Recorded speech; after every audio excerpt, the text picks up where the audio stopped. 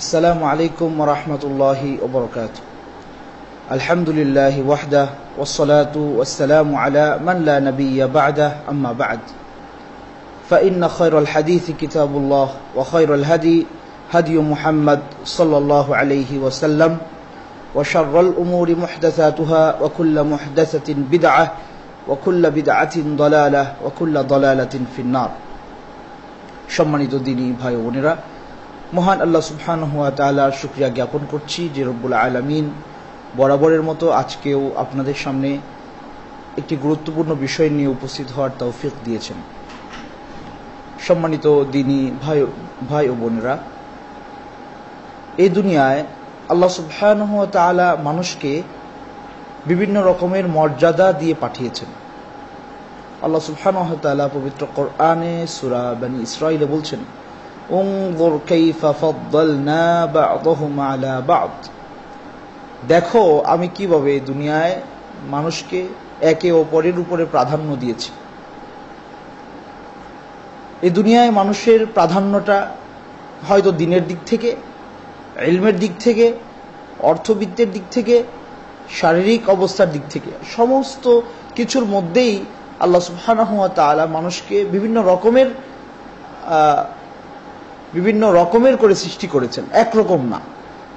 সব মানুষের অবস্থান কোনোভাবেই একরকম না, ইলমের দিক থেকে, আমলের দিক থেকে, মর্যাদার দিক থেকে, অর্থবিত্তের দিক থেকে, কোনো দিকেই না।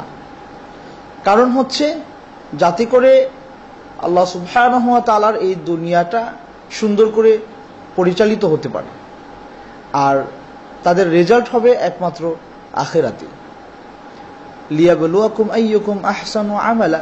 আল্লাহ সুবহানাহু ওয়া তাআলা এভাবে মানুষের মধ্যে বিভিন্ন রকমের করে সৃষ্টি করার কারণ হচ্ছে যে তিনি যেন পরীক্ষা করতে পারেন যে কে কে তার নিজের অবস্থান থেকে ভালো মানের পরীক্ষায় দিয়ে উত্তীর্ণ হয়। এটা আল্লাহ সুবহানাহু ওয়া তাআলা দেখবেন। এখন আমাদের সমাজে কিছু কিছু বিষয় নিয়ে খুব বেশি গলু বা বাড়াবাড়ি হচ্ছে, যে ব্যাপারগুলো আপনাদের সামনে স্পষ্ট করা আমাদের নৈতিক দায়িত্ব।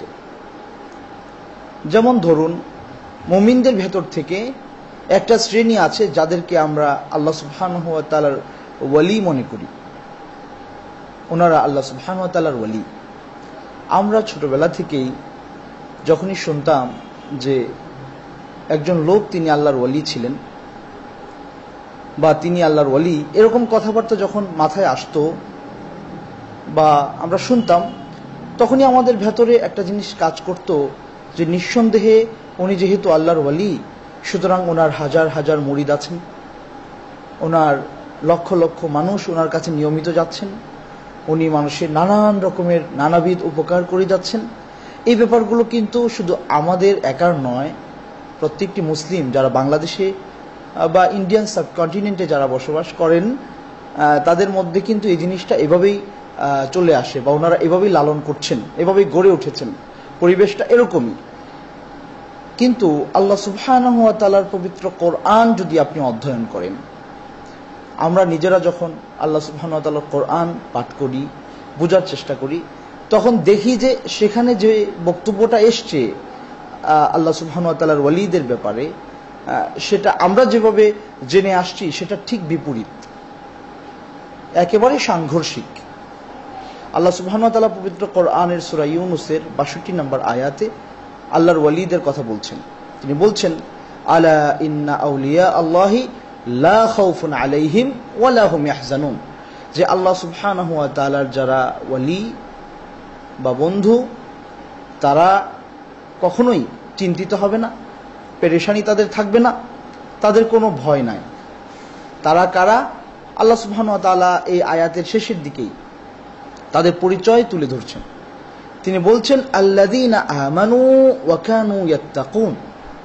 যে সমস্ত ব্যক্তিরা আল্লাহ সুবহানাহু ওয়া তাআলার প্রতি ঈমান রাখে এবং তাকে ভয় করে, তারাই হচ্ছে আল্লাহ সুবহানাহু ওয়া তাআলার ওয়ালি।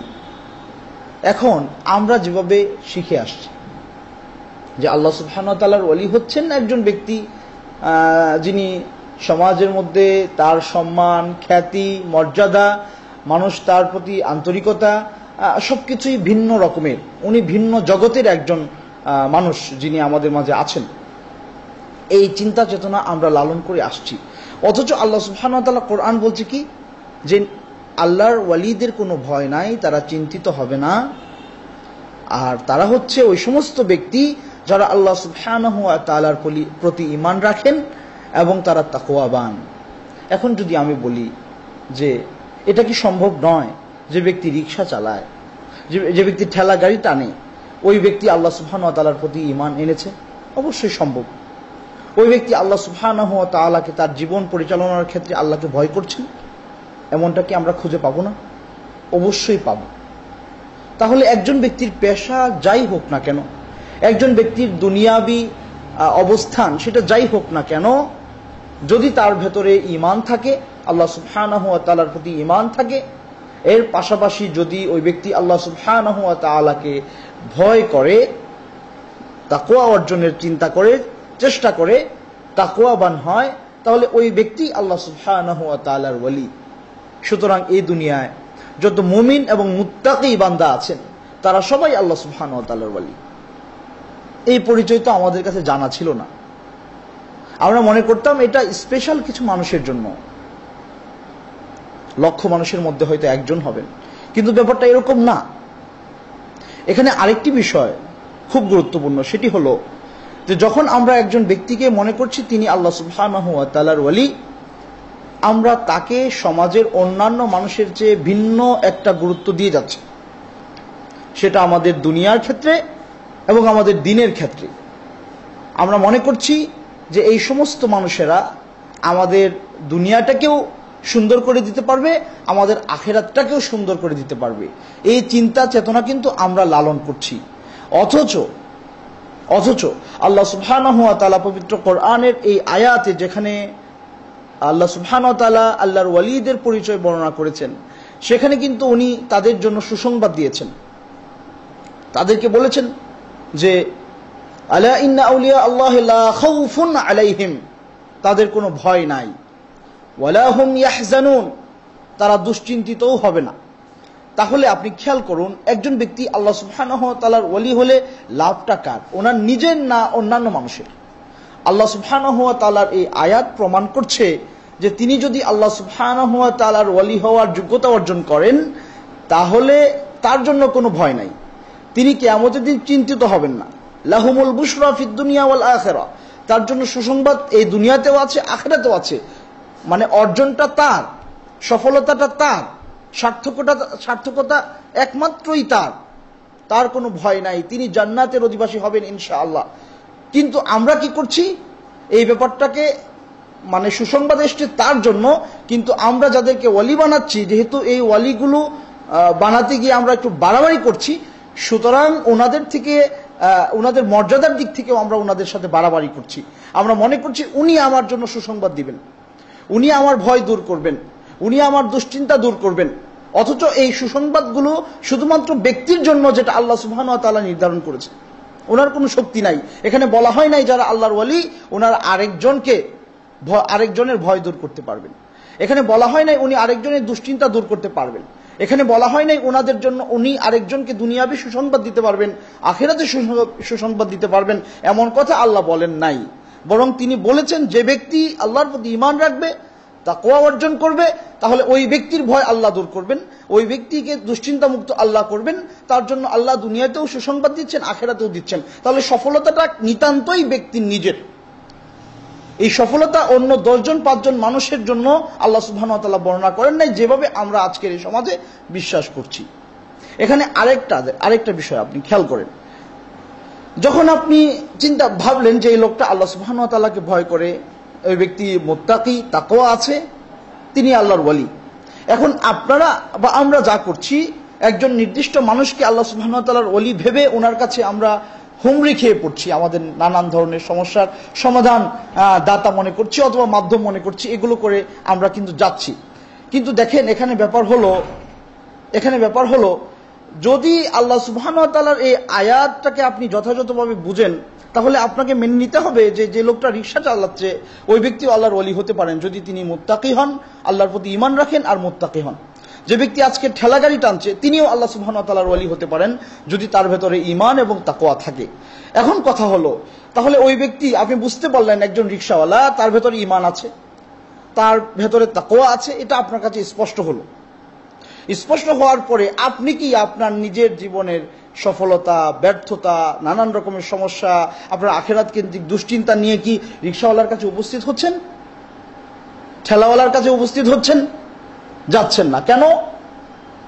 দুজনই তো আল্লাহ সুবহানাহু ওয়া তাআলার ওয়ালি। আপনি যাকে ওয়ালি মনে করছেন তিনিও আল্লাহকে ভয় করছেন, আল্লাহ সুবহানাহু ওয়া তাআলার প্রতি ঈমান আছে। একজন রিকশাওয়ালার অবস্থাটাও তাই। তার কাছে কেন যাচ্ছেন না? এটা কেমন হলো?